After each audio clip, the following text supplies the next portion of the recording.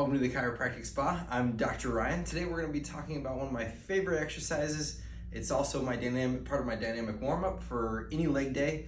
We're talking about hip airplanes. So I use it as a warm-up to get me started for squats and deadlifts. So anytime I'm doing any leg heavy movements, I do this on both legs. So we're just going to focus on the right leg, and I'm going to show you each of the steps because it is a very dynamic movement and it requires the coordination of several joints all at the same time. So we're going to go joint by joint and kind of just describe and explain what's happening at each joint throughout the process.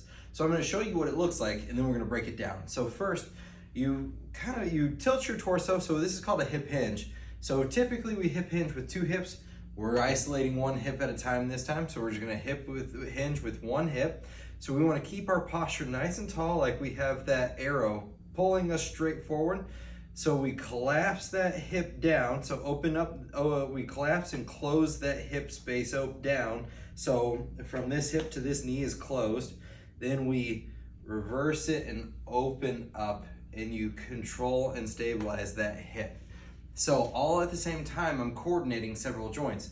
My ankle is nice and loose and controlled and stable. So people with ankle sprains, high ankle sprains, great warm up and exercise for you to really stabilize that joint, because we can stabilize the joints above and below, meaning the foot, the joints of the foot. We can stabilize that during this mechanical motion as well. So the ankle stays nice and stable, but we can roll on that ankle. So you want to keep your toes fanned out, grab the floor, and then as we're in this position, the starting position, the closed position, if I was wearing my shorty shorts, you would see my knee actually collapses in. So my knee is collapsed in while my hip is dropped in.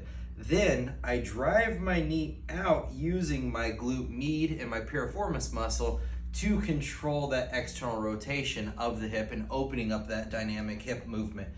The reason why I say it's dynamic is because we have so many joints involved, but it's a great way to warm up that hip, get the blood flowing, get things moving before you engage in any activity. I love it for runners, I love it for lifters, I love it for just general life. And so give it a try, see how it feels. Really, and I always start off people, hold on to something. And so I've been doing this for years, and so I'm slightly more controlled. I still, to this day, actually hold on to a bar at my gym when I do this exercise. So you can see it's nice and gentle and controlled. You're not winning awards for going further in and out. I do about 10 reps, and then I repeat on the other side as well.